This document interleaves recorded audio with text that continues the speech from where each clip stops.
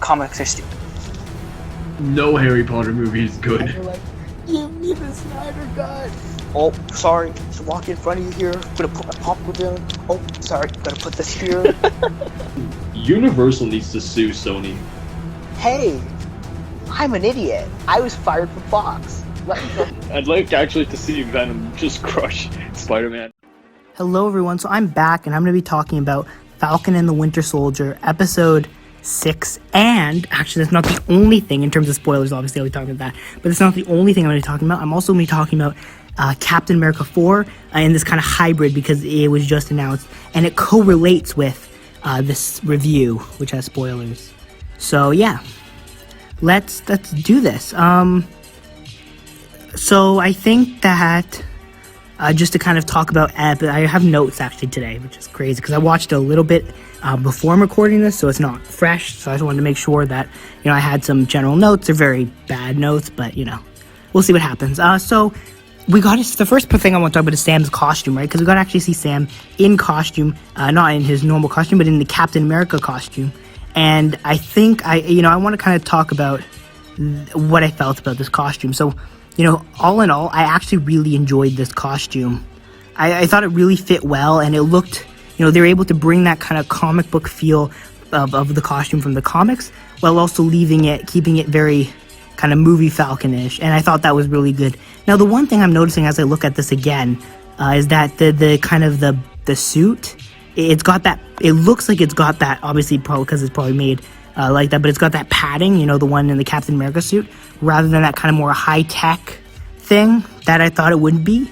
So I don't know if that was intentional or if that's just because of the way they made it, but it looks like it's more of that padding suit than it is the kind of high-tech Wakanda kind of suit that I would have, you know, which is what I would have thought it would be. But yeah, I thought it was a really cool costume. We finally got to see him with the shield and kind of fighting people. The fight scenes actually was something which I didn't write in my notes, which I'm going to talk about. It was actually phenomenal. You know, these were some of the best, and I've been telling you this from the beginning of the show. This is some of the best fight scenes in Marvel. They were just really good. So we also learned the origins of the Power Broker, who is, of course, Sharon Carter. Now, this was something which people expected, I guess, to an extent, and I even said in my other review, like, you know, Sharon will maybe be the Power Broker, or it'll be someone completely different, someone completely random, and, you know, don't expect too much, don't expect a big reveal.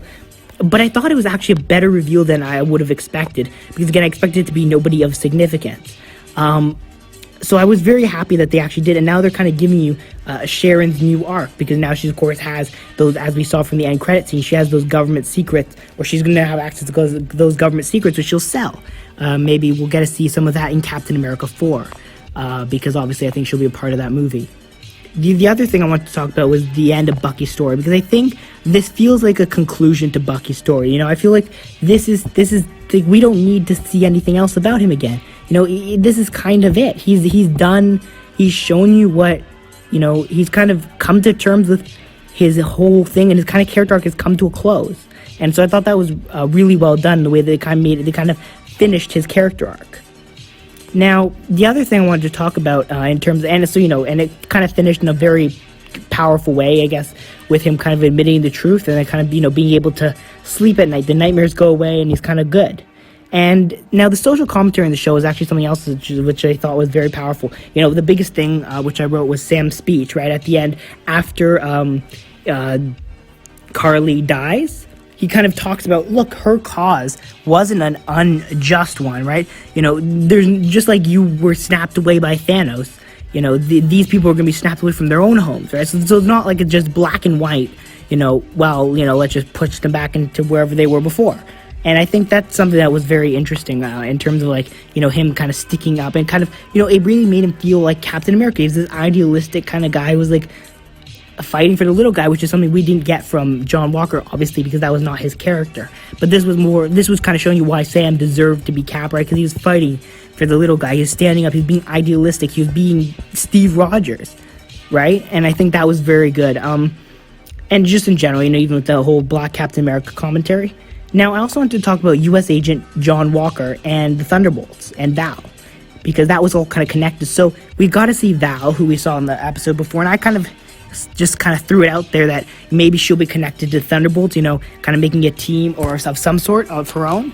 And it turns out she is. It looks very much like she's planning on creating the Thunderbolts, and her first person, her kind of maybe the leader of the Thunderbolts, will be U.S. agent, because she's kind of like, America doesn't need a Captain America anymore. They need a U.S. agent. And so I thought that was a little bit on the nose, to be honest, but I think that was a very valid point, I guess, in terms of creating, a role for John Walker in the future, and maybe make him kind of that leader of the Thunderbolts, which would be, kind of would fit for him.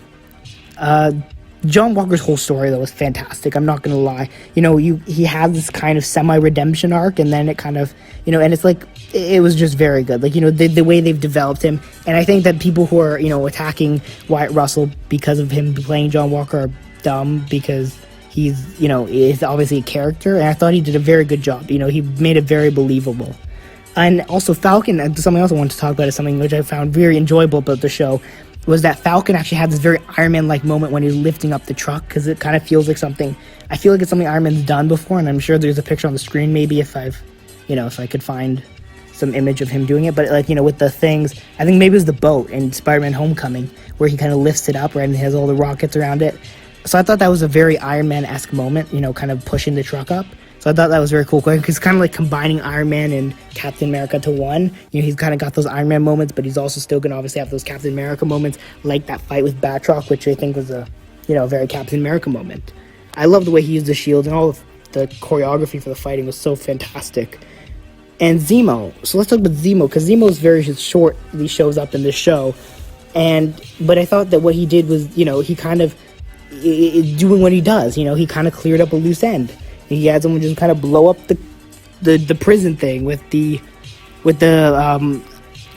what are they called? Terrorist, rebel, whatever they want to call them. Those flag smashers. Thank you. That's the word. And so that was something I thought was very cool in terms of him kind of just showing, just like how he killed the super soldiers in Civil War. He's just kind of like, no super soldier should be able to be around, and he's gonna do what he has to. It has to be done even in prison. And just shows how resourceful he is.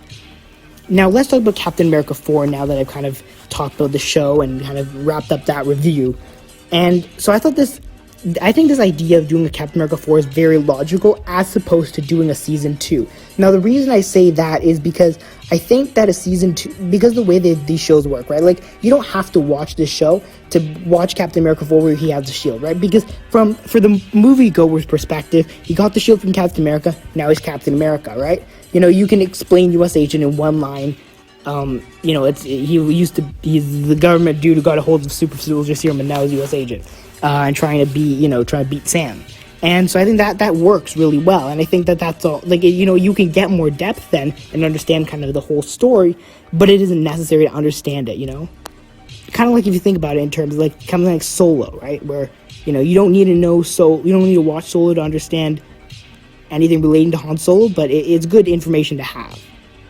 The other thing, which I think will be interesting, will be kind of the U.S. agent's involvement, because I think it will be, and Sharon Carter's involvement, because again, I think that kind of story, because this is the thing, right? After kind of as I was watching the show, the one thing which I was kind of always, hesitant about was looking at Marvel's slate. There doesn't seem to be a spot where this show fits in, right? Because you had WandaVision, which, it fits in with Doctor Strange. There are rumors it fits in with Spider-Man in terms of what we've heard. And, that made sense. And Vision, we heard some things about Iron Armor Wars, that fitting in there. And I think this was the one where it's kind of like, and even Loki, Thor 4, it kind of fits in there. Maybe even Doctor Strange will fit in. But this was the one where it's kind of like, where does this fit in? Because with Eternals and Shang-Chi, like, besides Black Widow, I guess, this movie doesn't fit anywhere, because of Black Widow's in the past, for the most part at least, I think, that this movie doesn't feel like it fits in anywhere. So it's kind of like, what are they going to do? Are they going to make us, like, will they kind of maybe wait for an Avengers movie, or will they do something else? And I think Captain America 4 and actually doing that is kind of cool. Now, I will be talking about this in a different video at some point, maybe, which has to do with the Iron Man sign, and maybe if they do bring Iron Man back or do something, because they've done Thor 4. I wonder if now they're doing Cap 4, so I wonder if they'll do Iron Man 4 because of that main 3, kind of getting their 4 movies now instead of a trilogy. So that'll be interesting to see what they do with that. But I'm really excited especially because the Falcon and Winter Soldier people are doing this. So I think that, honestly, to be honest, the second best people to do this, besides, I guess, the Russo brothers, who I didn't expect to come back for this, I'm sure they'll have some sort of role if they want it, in terms of consultation on the movie. And I'm sure they had some role in terms of consultation on the show. But I think, getting the people who did this show because of how well it was choreographed, how well it was written, I think, them carrying that story on, it'll be like a season 2 in a sense, where you'll get that conclusion. And I truly believe, just like how Captain America 1 set up the first Avengers, this movie will set up the next Avengers movie, Avengers 5. 5. And I do believe that's the case, and I do believe that's why they're doing this, because because the one thing that, that obviously people kept pointing out was there's no Avengers movie at all. There's no Avengers team at all, and nothing's being set up. And, you got Eternals, which is separate, you got Guardians, which is separate, you've got all these things, you got Shang-Chi, which is separate, none of these movies seem to fit. But again, besides Black Widow, which is in the past.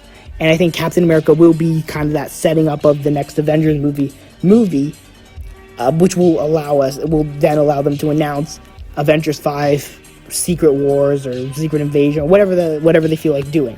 Right now, we'll talk about the Secret Invasion cast announcements and all those things in another video as well. But that's just kind of food for thought. But what did you think about this show, and what do you think about Captain America 4 and this idea?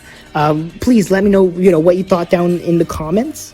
Because I really want to know what you guys think of what either the plot of Captain America 4 should be, what in terms of these character stories, what do you want to see, and what did you think of the show? Because of course this was a very interesting show, and obviously, and I think I want to know what you guys think of the show down below. Don't forget to like if you liked the video, subscribe to the channel, because it really helps. Your support of clicking that button really helps, and thank you all for watching, and see you next time. Bye.